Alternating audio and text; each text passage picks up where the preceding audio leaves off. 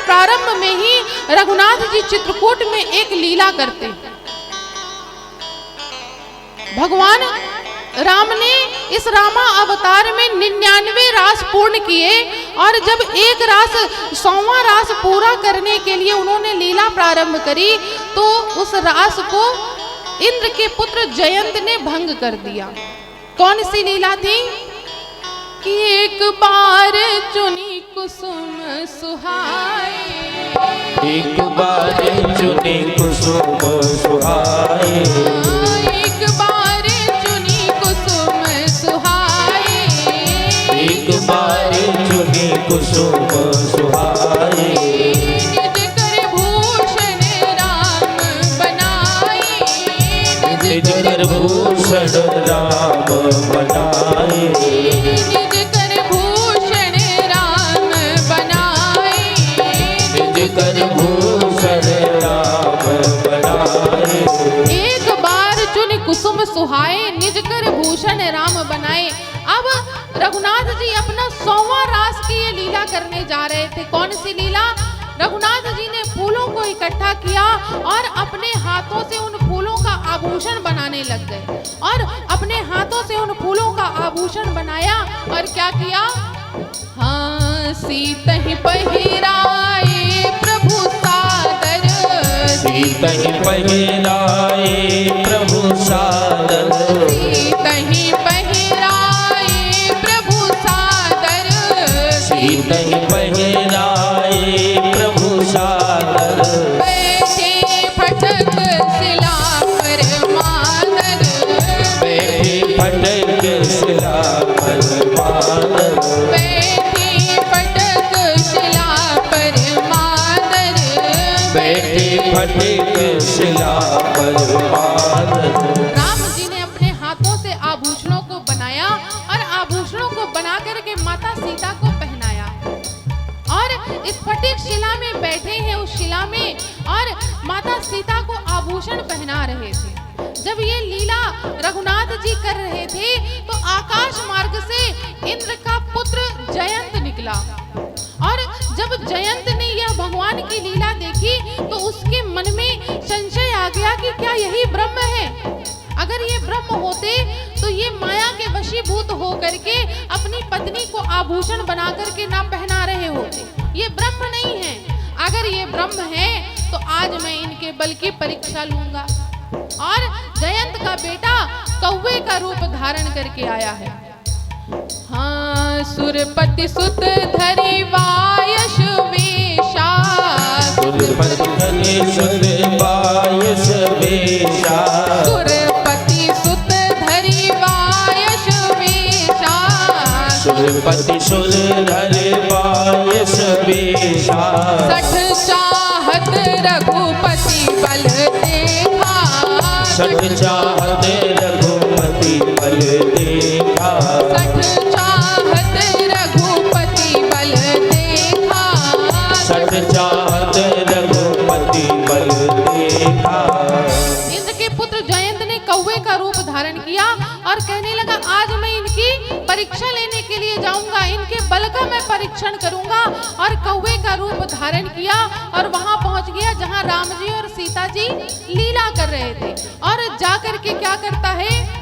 हाँ, सीता चरण चोंच हत भागा, सीता चरण चोंच हत भागा, सीता चरण चोंच हत भागा, सीता चरण चोंच हत भागा, मूढ़ मंद मति कारण कागा, मूढ़ मंद मति कारण कागा, मूढ़ मंद मति कारण कागा, मूढ़ मंद मति कारण कागा।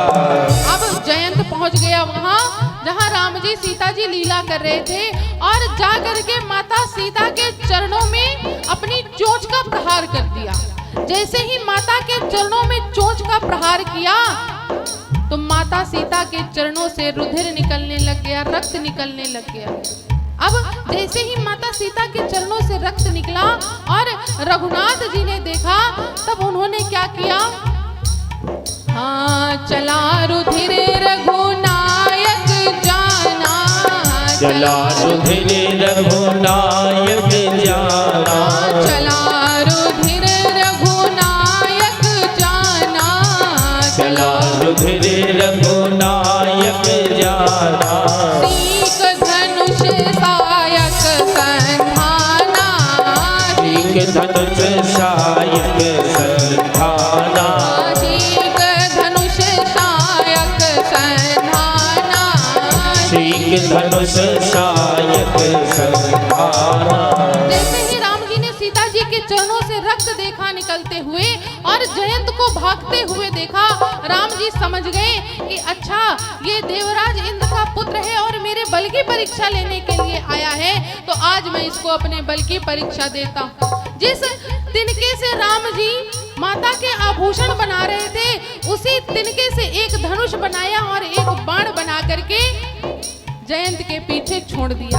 अब जयंत के पीछे जब वह बाण रघुनाथ जी ने छोड़ा, अब जयंत परेशान कि अब मैं कहाँ अपने प्राणों को बचा के लेके जाऊं। सबसे पहले जयंत पहुंचा अपने पिताजी के यहाँ, कहने लगा बचाइए पिताश्री बचाइए। इंद्र ने पूछा क्या हुआ? कहने लगे मैं राम जी के बल की परीक्षा लेने के लिए गया था, तो राम जी ने अपना ये बाण मेरे पीछे चला दिया। इंद्र ने कहा कि अब तुम जानो और ये बाण जाने, मैं नहीं जानता। और ये कह करके इंद्र ने अपने गेट बंद कर लिए। जयंत 14 भुवनों तक विचरण करता रहा, लेकिन उसके प्राणों की रक्षा करने वाला कोई नहीं मिला। अब जयंत परेशान कि अब मेरे प्राणों की रक्षा कौन करेगा। उसी समय पर मार्ग से देवर्षि नारद चले आ रहे थे। हाँ, नारद देखा विकल जयंता, नारद देखा विकल जयंता, नारद देखा विकल जयंता, नारद देखा विकल जयंता। लागी दया कोमल चित संता, लागी दया कोमल चित संता, लागी दया कोमल चित संता, लागी दया कोमल चित संता। नारद जी मार्ग से जा रहे थे और जब जयंत को देखा तो नारद जी को दया आ गई। तो जब दया आ गई नारद जी को, तो नारद जी जयंत के पास गए और पूछने लग गए क्या हुआ जयंत? जयंत ने कहा आपको दिखाई नहीं देता ये बाण मेरे आज प्राण हरने के लिए तैयार है और आप पूछ रहे हैं क्या हुआ? नारद जी ने कहा कि जयंत अभी लगता है तुम समझे नहीं। कहीं क्या नहीं समझा? अभी मैं कुछ सोचने समझने की स्थिति में नहीं हूँ, अभी तो मुझे अपने प्राण बचाने की पड़ी है। नारद जी ने कहा एक बात बताओ जयंत, तुम इतनी जगह गए और रुके हो हर जगह पर, तो ये बताओ कि तुमने कभी एक बात ध्यान करी? कहीं क्या कि जब तुम रुक जाते हो तो ये बाण भी रुक जाता है। अभी तुम यहाँ पर मेरे साथ रुके हो ना, तो देखो वो बाण भी रुका हुआ है, वो भी आगे नहीं बढ़ रहा। ये बताओ तुम किस लिए गए थे राम जी के पास? कहने लगे मैं उनके बल की परीक्षा लेने के लिए गया। कहीं जब परीक्षा लेने के लिए बल की गए थे ना, तो ये राम जी ने तुम्हारे ऊपर मारने के लिए बाण नहीं छोड़ा है, ये अपने बल की परीक्षा दी है राम जी ने। नारद जी से जयंत कहने लगा ऋषिवर आप चाहे जो कहिए, लेकिन ये बाण तो मेरे प्राण आज हर कर ही मानेगा। नारद जी ने कहा कि अगर तुम्हें लगता है तो एक काम करो, इस संसार में और तुम्हारी सहायता करने वाला कोई नहीं है, केवल एक है। जयंत ने कहा जल्दी बताइए। कहे कौन? वही राम जी जिनके तुम बल की परीक्षा लेने के लिए गए। कहे वाह प्रभु, जिन्होंने मेरे ऊपर बाण मारा है आप उन्हीं के पास मुझको भेज रहे हैं। मैं नहीं जाऊंगा। पास में पहुंच गया तब तो फिर कोई बचाने वाला ही नहीं। नारद जी ने कहा कि बस यही तो तुम समझ नहीं पाए भगवान की करुणा को। मैं कहता हूँ कि तुम राम जी के चरण में चले जाओ, राम जी तुमको क्षमा कर देंगे। जयंत कहता है अच्छा ठीक है, जब आप कह रहे हैं तो मैं जाता हूँ। नारद जी ने कहा एक काम करना, जाके राम जी से कह देना कि नारद जी ने भेजा है। जब हम कोई कार्य के लिए जाते हैं, बड़े कार्य के लिए किसी बड़े अधिकारी के पास, तो एक वो लगा देते हैं ना कि हम इसके रिश्तेदार हैं या इसने हमको भेजा है अमुक व्यक्ति ने, तो हमारा जल्दी काम हो जाएगा, है ना। तो आज जयंत से नारद जी कहते हैं कि तुम बता देना कि नारद जी ने भेजा है तो राम जी तुमको क्षमा कर देंगे। एक अपील लग जाएगी कि भैया हाँ इसको इसने भेजा है, और संत का नाम आ जाएगा तो राम जी तो और करुणा कर देंगे। जयंत ने कहा अच्छा ठीक है। अब नारद जी के कहने से जयंत पुनः राम जी के पास आता है। हाँ पठवा तुरंत राम पहताही, पठवा तुरंत राम पहताही, पठवा तुरंत राम पहताही, पठवा तुरंत राम पहताही। कहसी पुकार प्रणत हित पाही, कहसी पुकार प्रणत हित पाही, कहसी पुकार प्रणत हित पाही, कहत पुकार प्रणत हित पाही। जयंत नारद जी की बात मान करके राम जी की शरण में जाता है और कहता है पाहीनाथ प्रभु पाहीनाथ मुझको क्षमा कर दीजिए, मुझको नारद जी ने आपकी शरण में भेजा है, मुझको आप क्षमा कर दीजिए। जैसे ही राम जी ने जयंत को देखा और सुना नारद जी ने भेजा है, तो राम जी ने जयंत को उठाया और कहा कि जयंत तुम मेरे बल की परीक्षा लेने के लिए आए थे ना, अब बताओ मेरे बल की परीक्षा का निर्णय सुनाओ। कहने लगा जयंत नाथ मुझको क्षमा कर दीजिए, मुझसे बहुत बड़ी अपराध हो गई, बहुत बड़ा मुझसे अपराध हुआ है, अब मैं ये अपराध नहीं करूंगा। मैं जानता हूँ कि आप करुणा निधान हैं, आप दया के सागर हैं, आप परम ब्रह्म हैं, मुझे क्षमा कर दीजिए कि मैंने आपकी लीला में बाधक बना, मुझे आप क्षमा कर दीजिए। तो राम जी ने कहा कि देखो जयंत मैं तुमको क्षमा तो कर दूंगा, लेकिन अब ये बाण निकला है तो कुछ ना कुछ तो ये तुम्हारा अंग और भंग करेगा। तब राम जी ने यहाँ पर क्या किया है, हाँ सुनि कृपाल तियारत बानी, सुनि कृपाल तियारत बानी, सुनि कृपाल तियारत बानी, सुनि कृपाल तियारत बानी। एक नयन करी तजा भवानी, एक नयन करी तजा भवानी,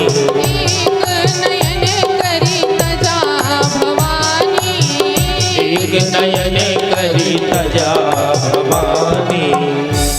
जैसे ही राम जी ने जयंत की स्तुति सुनी तो राम जी ने कहा कि अच्छा ठीक है मैं तुमको क्षमा करता हूँ, लेकिन कुछ ना कुछ तो करना पड़ेगा। तब राम जी ने यहाँ पर जयंत की एक आंख फोड़ दी।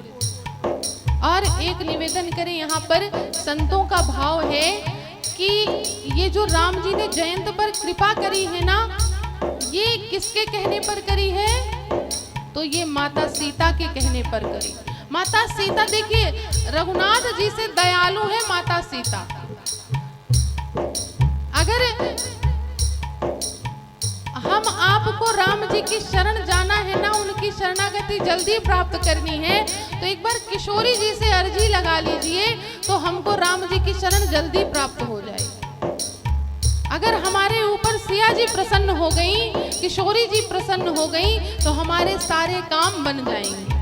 यहाँ पर राम जी से पहले माता सीता को दया आ गई जयंत पर। माता सीता देखिए बड़ी दयालु है, बड़ी कृपालु है। जब रावण माता सीता का हरण करके लेकर के गया और राम जी ने जब रावण को मार दिया, हनुमान जी आए माता को लेने के लिए, तो हनुमान जी ने कहा कि माता रावण तो मारा गया, अब इन राक्षसियों को मेरा मन कर रहा है कि इतना आपको इन्होंने प्रताड़ित किया है कि अब मेरा समय आया है, अगर आपकी इच्छा हो तो मैं थोड़ा सा इनको प्रसाद दे दूं।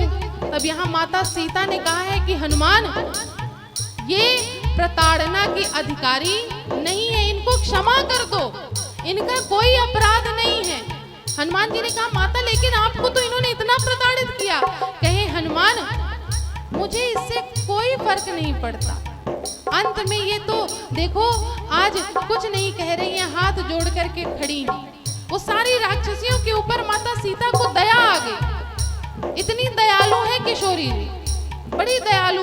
आज उसी दया के कारण जयंत को रघुनाथ जी ने कहा रघुनाथ जी से, माता ने कि इसको क्षमा कर दीजिए नाथ। आज उनकी स्तुति के कारण, उनके कहने के कारण राम जी ने जयंत को क्षमा कर दिया और एक आंख फोड़ करके उसको भेज दिया।